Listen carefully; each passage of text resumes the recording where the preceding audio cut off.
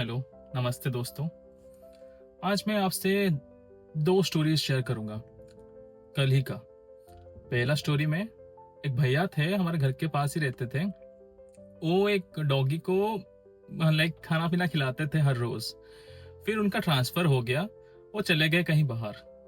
फिर ऑलमोस्ट 1-2 साल बाद वो शायद हमारे घर पे आए थे विजिट करने के लिए, पर उस डॉगी को पता चल गया कि वो आए हैं।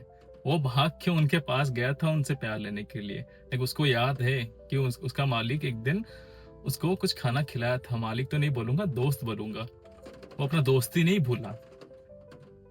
अब दूसरा सिनेरियो, कल ही के दिन उसी भैया के साथ हम गए थे एक ओल्ड एज होम में, जहाँ पे लिटरली मैं ऐसे ऐसे लोगों को देख रहा हूँ जो अपनी जिंदगी में बहुत कुछ कमाए तो हैं, बट आज उनके बच्चे उनके साथ नहीं है, तो वो जो भी कमाए थे आई गेस वो सब वॉइड हो गया। जिस उम्र में उनको उनके बच्चों के सहारा चाहिए, बच्चों से प्यार चाहिए, उसी उम्र में वो उनके साथ नहीं है। एक माँ वहां पे बैठी थी, वो बस नीचे ऐसे ही बस कुछ ढूंढ रही थी, चल भी नहीं पा रही है, ठीक से बोल भी नहीं पा रही है, और बस एक ही बात लूप में बोल रही है कि वो तू काहे की छाड़ी कर लो। जिसका मतलब ये है कि बेटा तुम मुझे क्यों छोड़ दिए। यही बात वो बस रो रही है और बोल रही है कंटिन्यूअसली। जय हिंद दोस्तों, वेलकम टू माय चैनल वेंडी ओरो। यहाँ हम बात देश की करते हैं, बात इंसानियत की करते हैं। कौन है ये लोग?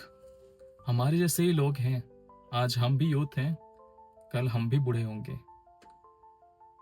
चीज ये कि बच्चों को कुछ भी दो, पैसा दो या ना दो, परवरिश जरूर दो कि भाई वो कल तुम्हारा सहारा बने। और फिर भी अगर बच्चा बिगड़ रहा है, देन भगवान जरूर है, भगवान देख रहा है सब कुछ। फिर आ जाते हैं कुछ ऐसे लोग जो इनके बेवशी का फायदा उठाना चाहते हैं। इनके जो कंडीशन है उसी के ऊपर लिटरली लोग पैसा कमाना चाहते हैं। न्यूज बोला जाए तो रिसेंटली ऐसा न्यूज आया है, अगर आप देखा जाएगा तो लेट जून 2025 में एक जगह से 40 एल्डरली रेसिडेंट्स को बचाया गया है, रेस्क्यू किया गया है एक अनलाइसेंस्ड ओल्ड एज होम से, नोएडा में ही, जिनका कंडीशन वहां पे बहुत खराब था। किसी को टाई करके रखे हैं, किसी कोई अपना पोटी वाला ड्रेस ही पहन रहे हैं। बहुत ही खराब कंडीशन में उनको रखा गया था। 40 रेजिडेंट्स को रेस्क्यू किया गया है। वो 2024 रिपोर्ट के हिसाब से Indian journal of community medicine के हिसाब से 70% ऑफ ओल्ड एज होम में ना उनके बच्चे उनको देखने के लिए नहीं आते हैं। कोई लोग भी उनको देखने के लिए नहीं आते हैं। वो पूरा सोशली आइसोलेटेड हो गए हैं वो लोग। उनको कुछ भी कोई भी देखने के लिए नहीं आ रहा है। उनका कंडीशन बहुत खराब जा रहा है। कैसे पैसा भेज जाना ही काफी है? नहीं ना, उनको प्यार चाहिए। फिर आता है कि ऐसे कंडीशन आते क्यों है? क्या उनके लिए कोई लॉज नहीं है, कुछ गवर्नमेंट की तरफ से या फिर देश की तरफ से कोई प्रोटेक्शन नहीं है? बात यह है कि उनमें है, लॉज भी है उनके लिए, प्रोटेक्शन के लिए भी सब कुछ है, बस उनके पास जानकारी नहीं है। जानकारी ऐसे की दिया जाए तो laws for protection maintenance and welfare parents and senior citizens act 2007, जिसके जरिए बोला जाता है कि children are legally required to provide monthly maintenance to their parents. जिसमें यह भी कहा गया है कि tribunals can demand up to 10,000 rupees per month from the children. और इवन ये भी है कि senior citizen can void property rights made under false promises, यानी कि अगर गलती से अगर प्रॉपर्टी पास किया भी गया है फॉल्स प्रोमिसेस के अंडर अपने बच्चों को, तो सीनियर सिटीजन ये वॉइड कर सकते हैं। उनको फोर्सफुली उनको प्रॉपर्टी से निकाला नहीं जा सकता। उनको बोला नहीं जा सकता कि तुम जाओ भाई रहो ओल्ड एज होम में, ऐसे भेज नहीं सकते, घर से निकाल नहीं सकते। लॉज हैं, बस उनका इम्प्लीमेंटेशन करने के लिए उनकी जानकारी भी तो होना चाहिए ना। वो जानकारी हम यहाँ पे देंगे। ये तो बस ऊपर से मैं बोल रहा हूँ। इस लॉज के रिलेटेड सारे के सारे इंफॉर्मेशन मैं अपने डिस्क्रिप्शन में डाल रहा हूँ।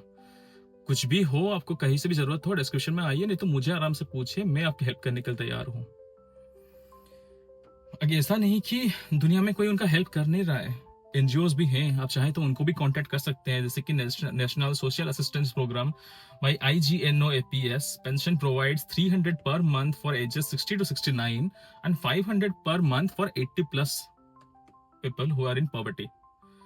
हेल्पेज इंडिया है जो सपोर्ट करता है 159 mobile health care units across 24 states delivering 2.9 million plus free treatments, created 95,584 elder self-help groups. Help तो कर रहे हैं भाई, इंडिया मेरा आज भी अच्छा है, लोगों तो पहुंच भी रहा है, बस कुछ और लोगों को हेल्प करने के लिए हम जैसे लोग हैं, आप जैसे लोग हैं जो उभर के आएंगे। जब बात आती है कि आप जैसे लोग क्या कर सकते हैं, हम जैसे लोग क्या कर सकते हैं, हम सब क्या कर सकते हैं, हम सब बहुत कुछ कर सकते हैं। रेगुलरली हम चाहे तो अपने दोस्तों को, अपने भाइयों को, अपने बच्चों को लेके इस ओल्ड एज होम में जा सकते हैं, उनके साथ बातचीत कर सकते हैं, उनको अच्छा महसूस करवा सकते हैं कि उनके फैमिली से बाहर भी एक फैमिली है। हम चाहे तो रेगुलर विजिट से, अगर रेगुलर विजिट करेंगे तो ये जो इलीगली खोल के बैठे हैं ना, एक एक संस्था खोल के बैठे हैं पैसा खाने के लिए, उन लोगों के ऊपर ट्रैक रख सकते हैं, गवर्नमेंट को इन्फॉर्म कर सकते हैं कि भाई देखो यहाँ पे गलत हो रहा है, यहाँ पे सही हो रहा है। जनरल पब्लिक चाहे तो बहुत कुछ कर सकता है, क्योंकि हम लोग पढ़े लिखे हैं और हम लोगों का ये कर्तव्य बनता है कि हम लोग जाके उनकी मदद करें। क्योंकि भाइयों और बहनों, ये बात सिर्फ उन लोगों की नहीं है, बात तुम्हारी फ्यूचर की है, बात तुम्हारी भी हो रही है। क्योंकि आज तुम यंग हो, कल को भाई तुम भी बुढ़े तो होगे। देख लो भाई, आज अच्छे कर्म करो, कल भगवान अच्छे फल देंगे। आज कर्म नहीं करोगे तो कल कंप्लेन करने के लिए भी तुम्हारे पास उतना राइट है नहीं। याद रखना कि जो तुम्हारे माँ बाप है ना, तुम्हारे रूट्स हैं, तुम वहीं से शुरू हुए हो, उनके बिना तुम्हारा कोई अस्तित्व ही नहीं है।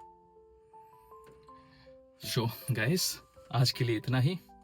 Share this not for views, share करो मेरे लिए नहीं, अपने उन दोस्तों के साथ शेयर करो, अपने उन भाइयों के साथ, बच्चों के साथ, बहनों के साथ शेयर करो, ताकि कल उनके साथ ये खराब ना हो, कल किसी और के साथ खराब होते हुए वो लोग ये देखे ना। क्योंकि आज किसी और की माँ बाबा वही गेट पे बैठ के वही एक चीज बोल रहे हैं लूप में, वो तो काहे की छड़ी गोलू। जय हिंद, नमस्ते।